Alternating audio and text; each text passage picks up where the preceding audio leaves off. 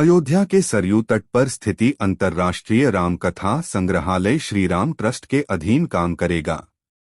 उत्तर प्रदेश सरकार के संस्कृति विभाग और श्रीराम ट्रस्ट के बीच समझौता ज्ञापन में हस्ताक्षर के बाद संग्रहालय ट्रस्ट को सौंप दिया जाएगा।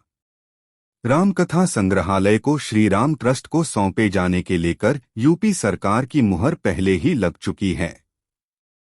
आज यानी सोमवार को औपचारिक समझौते के बाद इसकी प्रक्रिया पूरी कर ली जाएगी।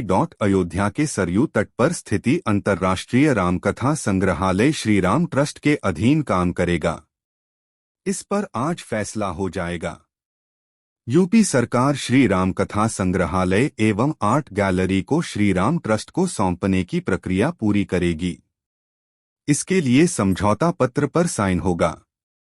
ये प्रक्रिया राम मंदिर निर्माण समिति के अध्यक्ष नृपेंद्र मिश्र और राम जन्मभूमि ट्रस्ट के महासचिव चंपत राय की मौजूदगी में होगी। समझौता प्रक्रिया के बाद ये संग्रहालय श्री राम जन्मभूमि ट्रस्ट को लीज पर मिल जाएगा। अंतर्राष्ट्रीय रामकथा संग्रहालय में श्री राम जन्मभूमि तीर्थ क्षेत्र ट्रस्ट की ओर से न सिर्फ खुदाई के दौरान मिली मूर्तियों व अवशेषों को दर्शाया जाएगा, बल्कि इस आंदोलन की कानूनी, राजनीतिक और धार्मिक यात्रा का विवरण प्रस्तुत करने वाला एक विशेष प्रकोष्ठ भी बनाया जाएगा। नृपेंद्र मिश्रा ने बताया कि संग्रहालय के एक प्रकोष्ठ में राम वन गमन व विभिन्न भाषाओं की राम कथाओं का विवरण होगा और एक अन्य अंतर्राष्ट्रीय प्रकोष्ठ में राम के अंतर्राष्ट्रीय महत्व से जुड़ी गाथाओं को दर्शाया जाएगा। उन्होंने बताया कि पहले इरादा था कि मंदिर परिसर में ही एक संग्रहालय बनाया जाए, लेकिन इससे बाद में समस्या हो सकती थी। उन्होंने कहा कि ट्रस्ट ने देखा कि एक बहुत अच्छा संग्रहालय राज्य सरकार के पास उपलब्ध है और वह उसे मिल जाए तो दोनों की अपेक्षाओं की पूर्ति हो सकेगी। नृपेंद्र मिश्रा ने बताया कि राज्य सरकार ने संग्रहालय दे दिया है।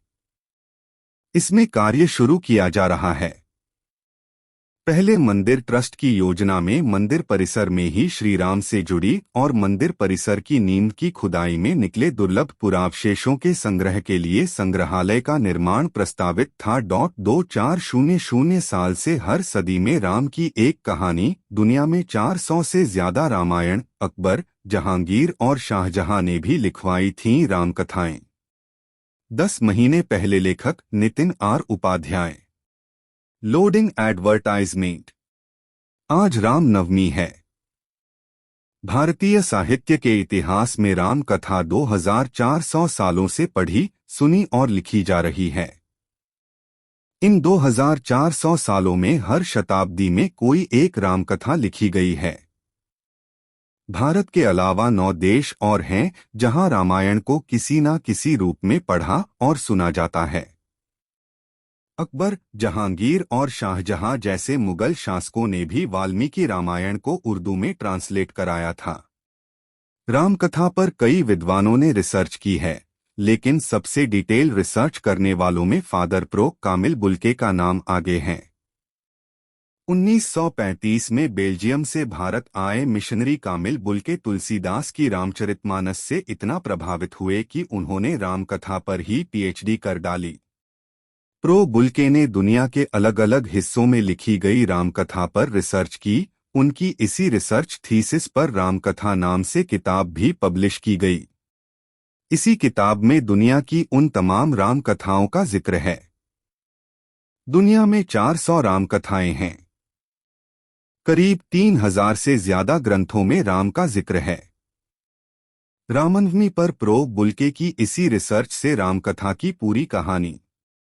वाल्मीकि रामायण पहली, लेकिन राम का जिक्र उससे भी 100 साल पहले। साधारणतः ये माना जाता है कि राम के जीवन पर सबसे पहला ग्रंथ महर्षि वाल्मीकि द्वारा लिखी गई रामायण है। कुछ हद तक यह सच भी है, लेकिन ऐसा नहीं है कि राम का पहली बार उल्लेख वाल्मीकि ने अपने ग्रंथ में किया था। वेदों में राम का नाम 1-2 स्थानों पर मिलता है। ऋग्वेद में एक स्थान पर राम के नाम का उल्लेख मिलता है।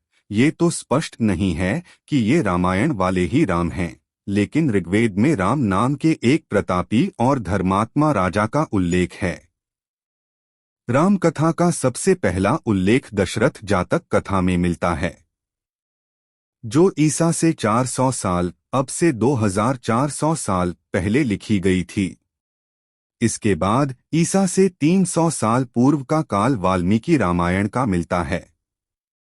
वाल्मीकि रामायण को सबसे ज्यादा प्रामाणिक इसलिए भी माना जाता है क्योंकि वाल्मीकि भगवान राम के समकालीन ही थे और सीता ने उनके आश्रम में ही लवकुश को जन्म दिया था। लवकुश ने ही राम को दरबार में वाल्मीकि की लिखी रामायण सुनाई थी। ऋग्वेद में अकेले राम नहीं, सीता का भी उल्लेख मिलता है। ऋग्वेद ने सीता को कृषि की देवी माना है। बेहतर कृषि उत्पादन और भूमि के दोहन के लिए सीता की स्तुतियां भी मिलती हैं। ऋग्वेद के 10वें मंडल में ये सूक्त है जो कृषि के देवताओं की प्रार्थना के लिए लिखा गया है। वायु, इंद्र आदि के साथ सीता की भी स्तुति की गई है।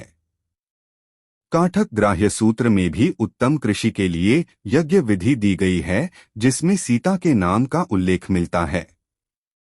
साथ ही विधान भी बताया गया है कि खस आदि सुगंधित घास से सीता देवी की मूर्ति यज्ञ के लिए बनाई जाती है। 2400 साल से हर सदी में राम की एक कहानी, दुनिया में 400 से ज्यादा रामायण अकबर, जहांगीर और शाहजहां ने भी लिखवाई थीं रामकथाएं। 10 महीने पहले लेखक Nitin R Upadhyay. Loading advertisement. आज राम नवमी है। भारतीय साहित्य के इतिहास में राम कथा 2400 सालों से पढ़ी, सुनी और लिखी जा रही है। इन 2400 सालों में हर शताब्दी में कोई एक रामकथा लिखी गई है। भारत के अलावा 9 देश और हैं जहां रामायण को किसी न किसी रूप में पढ़ा और सुना जाता है। अकबर, जहांगीर और शाहजहां जैसे मुगल शासकों ने भी वाल्मीकि रामायण को उर्दू में ट्रांसलेट कराया था।